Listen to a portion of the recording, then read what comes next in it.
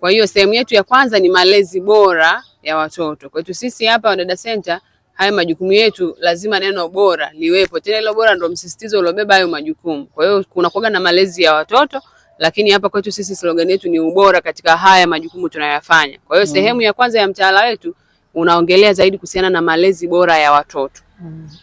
Tunaelewana ambako hapa kwenye malezi bora, hii ni moja kati ya mahitaji makuu ya waajiri wanapokuja hapa kuja kutafuta wasaidizi wa kazi za ndani. Kwa hiyo kwenye malezi bora ya watoto sasa hao waajiri wanahitaji mtu ambaye ana passion kwenye malezi. Mtu ambaye ana upendo wa watoto. Yaani hakuna mwajiri ambaye tutazungumza naye mwenye watoto wake asikwambie nitafutie dada mwenye upendo na watoto. Dada ambaye atakuwa tayari kukaa na watoto. Tunaelewana? Kwa hiyo ile hamasa, ile hari ambayo unakuwa nayo kuhusiana na malezi ya watoto ndio ambacho mwajiri anakuwa anakihitaji zaidi. Kwa sababu kama ingekuwa ni mtu tu kukaa na watoto, hao angeweza kuwapata popote, lakini anapokuja hapa maana yake anajua amekuja kupata mtu ambaye amepikwa haswa kwenye malezi bora ya mtoto wake. Mtu ambaye anakuwa na passion ya kuwalea hawa watoto. Na kwenye malezi ya watoto kuna vitu vya muhimu sana ambavyo vinakuwa ni vya kuzingatia, ambayo ni ikiwemo maadili, ikiwemo neno la Mungu. Yaani mtu utaongea naye kama sasa mimi nitafutie mtu mwenye hofu ya Mungu, kwa sababu siku zote hofu ya Mungu huaga inamsaidia mtu kufanya mambo mengine yote vizuri. Ukishakuwa na hofu ya Mungu watoto utawapenda. Ukishakuwa na hofu ya Mungu utamheshimu mwajiri wako. Ukishakuwa na hofu ya Mungu watoto utaweka kwenye hali ya usafi, utawajali. Lakini mtu yeyote ambaye amekosa hofu ya Mungu, maana yake automatically huyu mtu hata kufanya kitu kibaya kwa mtoto ni kawaida. Hata kutokujali kuhusiana na mtoto ni kawaida. Ndio maana hapa kwetu tunakwambia kama hofu ya Mungu una, yani wewe imeshasema mara nyingi sana. Madam huwa anawaambia watu kwenye contents mara nyingi kwamba kama unajua una hofu ya Mungu hapa kwenye hichi kituo wewe hautufai na hautaweza kufanya kazi na sisi, kwa sababu sisi kazi zetu zina misingi ya kimungu, zina misingi ambayo inahitaji watu wenye hofu ya Mungu. Kama ni Muislamu unamwamini Mungu, kama ni Mkristo unamwamini Mungu vile vile, kwa sababu hawa watoto wanakuwa na wazazi wao wanahitaji watoto wakuwe katika maadili. Kumbuka wewe ndio mtu ambaye unakwenda kuspend muda mwingi na mtoto hata kuliko mama yake na baba yake. Kuna mtu mwingine anamtafuta dada, yeye anakuwa hata anasafiri. Kwa hiyo ukimpa mtu ile imani, awe na imani na wewe, kujitengenezea kuaminiwa na mwajiri wako kiasi cha kwamba anakuachia jicho lake. Yaani jicho ambalo ni mtoto wake amemwacha kwenye mikono yako. Wewe ni namna gani unaweza kumwaminisha huyu mtu kwamba mtoto wake atakuwa salama au watoto wake watakuwa salama? Kwa hiyo ni lazima uwe unawapenda, ni lazima uwe na hofu ya Mungu na uwe unawakuza watoto kwenye hayo maadili ya hofu ya nini? Hofu ya Mungu. Kwa hiyo hofu ya Mungu ni cha kwanza. Cha pili ni usalama. Yaani mtoto akikaa na wewe ajione kwamba yuko sehemu salama. Dada uwe ni sehemu salama ya mtoto, kwa sababu ni kama nilivyosema, wewe ni mtu ambaye utakwenda kuspendi muda mwingi sana na mtoto. Kuanzia asubuhi unakuta mamake akiondoka, wewe ndio upo na mtoto pale. Kwa hiyo mtoto inatakiwa ni mpaka inafikia hatua, kwa sababu wewe ndio unaspend muda mwingi naye. Yaani hata kama mamake anahitaji kwa mfano kumuita ama kuondoka, yani atakungangania, ama siku ndio unahitaji kuondoka. Yani kuna mtu mwingine ukitaka kuondoka sehemu, wapo wadada ambao wanafanya kazi yani ananganganiwa na mtoto. Unakuta hata ni siku yake ya off ama ni siku amemaliza mkataba, mtoto anamngangania yule mtu. Ni kwa sababu gani? Alitengeneza mazingira ya usalama wa huyu mtoto. Usalama wa mtoto ni pamoja na kujali. Hivi kwamba huyu mtoto nikimwacha ni mtoto wa miaka 2. Mimi nikiwa busy kule na ucheza zangu vyombo, mimi nimemwacha. Je, akishika umeme? Je, akishika hiki? Je, akishika kile? Kuna umri wa watoto ambao unapaswa kuwa naye kila sehemu unapofanya kazi. Unaosha vyombo, kaa pale na huyo mtoto osha naye hivyo vyombo ambavyo unaviosha.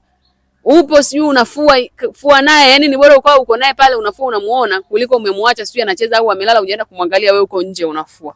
Kwa hiyo kuna umri wa mtoto ambao ni lazima uzingatie. Mtaala wetu sisi umeelekeza vizuri. Kuna umri wa mtoto ambao unatakiwa wewe unajua kwamba baada ya muda fulani mtoto anatakiwa ni muangalie labda muda amelala. Kwa mfano mtoto mwenye miezi, umeachwa na mtoto mwenye miezi ukasema tu uweze ukasema tu amelala, mimi niko jikoni napika, madakika yamepita hujaenda kumwangalia. Watoto waga wanajifunika vibaya, unakuta amekosa hewa, mtoto anapata shida ya kupumua, hata anaweza akafa akapoteza maisha. Kumbe tu wewe ulishindwa kujua kwamba mtoto mwenye umri wa miezi 2, miezi 3 anatakiwa alelewe vipi. Tunaelewana? Tunaelewana vizuri Kwa hiyo ni kujali usalama wa mtoto. Usalama ni pamoja na kujua usalama wake wa kiafya, usalama wake wa kiakili. Hiyo ni ya pili kwenye usalama, lakini cha tatu ni afya bora. Wewe ndio unakaa na mtoto, ni lazima ujue mtoto baada ya muda gani anapaswa kula, baada ya muda gani anapaswa kunywa maji. Mtoto anatakiwa afanye mazoezi, acheze, alale kwa wakati, apate muda wa kupumzika mchana. Hayo yote ni kwenye afya bora. Je, wewe unavizingatia? Au unamlaza mtoto na dawa za kulala, au unamlazimisha mtoto kulala tu muda ambao hajala, pengine akashiba, unamnganganiza akalale. au hautaki kabisa kucheza na mtoto muda wote, sura ina makasiriko. Yani tunaambiaga kabisa kama sura yako sio ya kucheka, jamani, mtoto hapendi makasiriko. Hamna mtoto ambaye anamkimbilia mtu ambaye amekasirika kila muda, au tabasamu au cheki au furahi. Tunaelewana Na kwa hiyo kuna tunavyokuja hapa, kila mtu anakuwa na mambo yake mengi sana, ambayo pengine anaweza ikawa ni ya kusababishia huzuni sometimes. Lakini tunavyoingia kwenye kazi, kama tulivyokubaliana, hii ni ajira, hii ni kazi, lazima ujue kwamba mambo yangu yapo ndio yamenileta hapa kuja kufanya kazi, lakini mambo yangu hayapaswi kabisa kuathiri kazi ninayoifanya. Hawa watoto tumekubaliana sote hapa kwamba ndio macho ya waajiri wetu. Kwa hiyo ni lazima uhakikishe kwamba unailinda hiyo mboni ya jicho la mwajiri wako, kwa sababu hapo ndo uliko mshahara wako. Yaani hapo ndo ziko zile hela unazozitaka. Niwaambie tu, mwajiri anaweza kuvumilia tu mtu ambaye yuko vizuri kwa watoto wake. My friend, kama wewe unaosha vizuri vyombo lakini mtoto wake hayuko salama, akija anakutimua vibaya mno. Yaani hata kutaka hata kukusikia. Lakini wapo wadada wanafanya vibaya, mwingine wanakuta mpaka ni mwizi kabisa.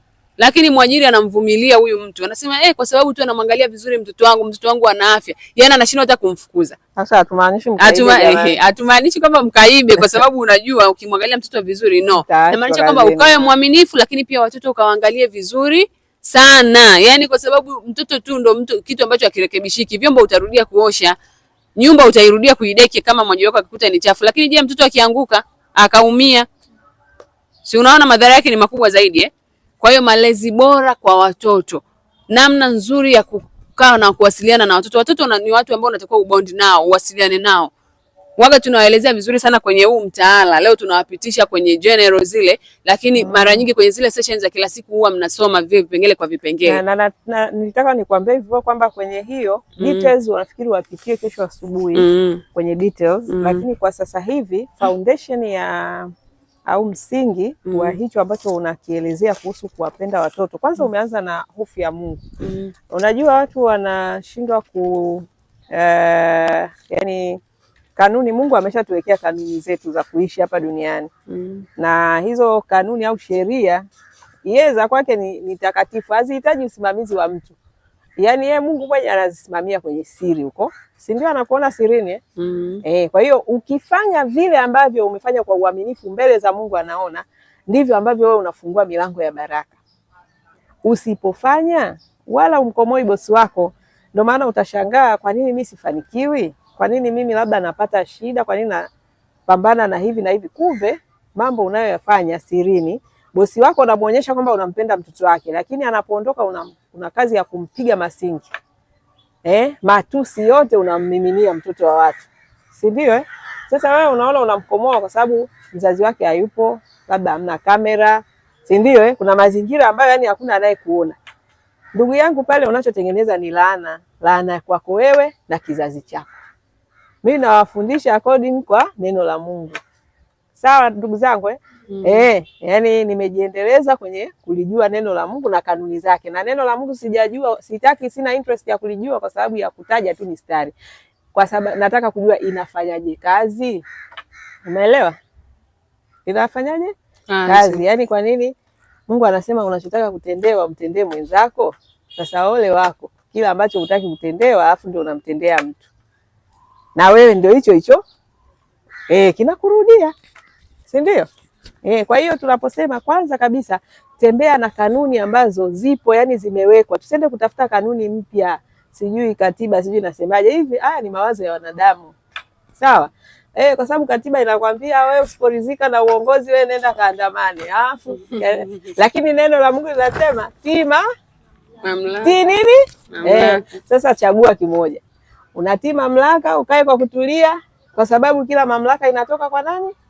Hata kama wewe kwa jicho lako kibinadamu unaona hii mamlaka sio kwa akili zako za kibinadamu, si ndio? Utaona sio, lakini akili za mwanadamu na za Mungu ni sawa. Za Mungu ziko juu sana, kama mbingu zilivyo juu, na mawazo ya Mungu na kwetu ndivyo tofauti ilivyo. Kwa hiyo anapokuambia kile mamlaka anajua, lakini sisi tunajifanyaga wajanja, si ndio? Mbona kama vile hampo Tanzania? Si unajifanyaga wajanja? Hatutaki kutie. Tunatoka, si ndio? Baada ya kutoka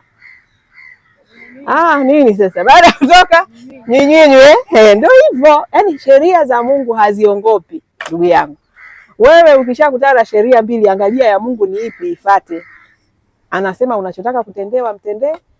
Wewe kama una mtoto wako, una dada wa kazi, ungetaka dada wa kazi amtendeeje? Hilo ndio swali unatakiwa kujiuliza. Kama usingetaka mtoto wako atendewe vibaya na dada wa kazi, basi wewe usiende kutenda ubaya kwa mtoto wa bosi wako.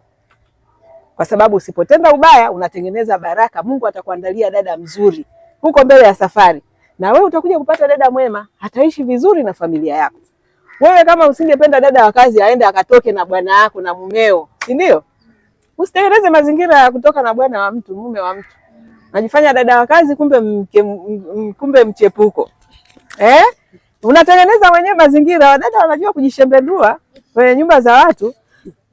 Tena niseme kabisa, mnaona hapa nimevaa hivi, mimi ni kwa sababu ni mama mjengo na mume hapa. Sasa ole wako wewe dada wa kazi uende pale ukavae hivi. Unamvalia nani? Kwenye nyumba ya mtu unamvalia nani? Subiri upate mji wako ndugu yangu. Ukitaka kuvaa hata bikini si mnazijua. Ukitaka kumvalia mumeo bikini vaa, si nyumbani kwako. Lakini wewe unaenda kufanya kazi pale, kaa kwa heshima, usitake kushindana na mama mwenye nyumba na usimtamani mume wake. Si ndio? Wako wadada wanakutana na changamoto hizo. Mwanaume anakutongoza, atakushawishi. Kwani lazima umkubali? Wewe kama unataka hatima yako iwe njema, basi usikubali kwa sababu unaingia kwenye laana. Tunaelewana? Kwa hiyo kile unachotaka kutendewa, usiseme au si alinitongoza, si alinipa hela. Ndicho unachotaka kikukute huko mbeleni? Unachotaka kumtendea mwenzako ndicho hicho? Na wewe unataka uje kutane nacho? Jibu ni hapana. Kwa hiyo tunaposema tuongozwe na hofu ya Mungu, manake ni zile sheria za msingi kabisa ambazo jamani watu wote tunazijua. Hakuna mtu asiyejua kwamba yani usichotaka kutendewa usimtendee. Inahitaji kwenda chuo kikuu kweli? Haihitaji. Ni wewe mwenyewe tu kama unaamua kuishi maisha yako ya kishetani. Na ukiamua maisha ya kishetani hutoboi. Wamekuja hapa wadada kina Rehema. Kumbe madanga wanatafuta mabwana kiko wapi? Wamerudi hapa na vilio. Ndio hivyo. Sheria za Mungu yani zinakugonga mwenyewe. Kwani zinamuumiza nani? Aliyeumia nani? Aliyedhalilika nani? Yeye mwenyewe. Anayehangaika sasa hivi ni yeye mwenyewe. Lakini bado kuna wengine wanakuja. Jamani naombeni huyo bosi wa Rehema. Naomba huyo bosi wa Rehema, yani mimi niko tayari. Tayari kulea watu. Niko tayari kulea watu. Yani bado kuna watu pamoja na mfano wa kilichomkuta Rehema, bado kuna message za wadada. Wenye uthubutu kabisa tena mwingine anakuambia yani mimi niko na mwanaume nimezaa naye watoto 3, lakini naomba unipeleke kwa huyo bosi wa Rehema. Yuko tayari kuacha familia yake aende. Yuko tayari amwache mume wake aende amfuate huyo bwana ambaye Rehema alikutana naye. Kwa kitu gani? Kwa lipi? Hiyo swimming pool alosema anayo? Au ulivyosikia na benzi na nini, Rehema alitaka akae mbele. Ilikuwa Range Rover. Ni nini ile? V8. Jamani, V8 zitawatokea puani. Kaa, tulia, ridhika na hatua za maisha yako. Muombe Mungu akupe mtu wako ambaye ni sahihi, muende pamoja, mjenge maisha yenu. Kwanza wewe mtoto wa kike ndio msaidizi kwa mwanaume. Sio golikipa, sio mzigo, sio tegemezi. Wewe ni msaidizi. Ukitaka kuheshimika hapa duniani, vaa silaha za usaidizi. Kuwa yule mama ambaye nyumbani chochote kikitokea wewe unasaidia. Baba ameumwa, sijui amepoteza kibarua, sijui biashara zimeharibika, sijui kuna wagonjwa, sijui kuna nini. Wewe ni msaidizi. Huyo ndio mwanamke atakayeheshimika kama mwanamke wa Mithali ya 31. Tunaelewana? Haya. Kwa hiyo jamani, nitaka kwenye vipengele wapitie kesho. Sawa. Kesho wapitie. Umesikia dada? Zile details zile. Tunaposema malezi, tumeorodhesha vitu vingi sana. Wavipitie kesho. Leo tupitie tu ile foundation, mtu ajue kwamba ukienda kwenye familia yenye mtoto, yani yule mtoto ndio mshahara wako. Yani yule mtoto wewe ndio ujue yani utakavyo peti, kwa sababu yule ndio anaweza kufanya hata kama una usafi wako una changamoto na kupika kwako, mabosi wale wanaweza wakaona haina shida. Lakini kama kwenye mtoto wao unamuignore, huna mapenzi naye, huna ukaribu naye, lakini huku kwingine unanyoosha, unapika kama madam chef wetu hapa, sijui unafanya usafi kama hoteli management gani au skipper, nakwambia kwa mtoto wao hawatakuacha. Hawatakuacha kabisa. Tumeelewana jamani? Hilo limeeleweka? Haya.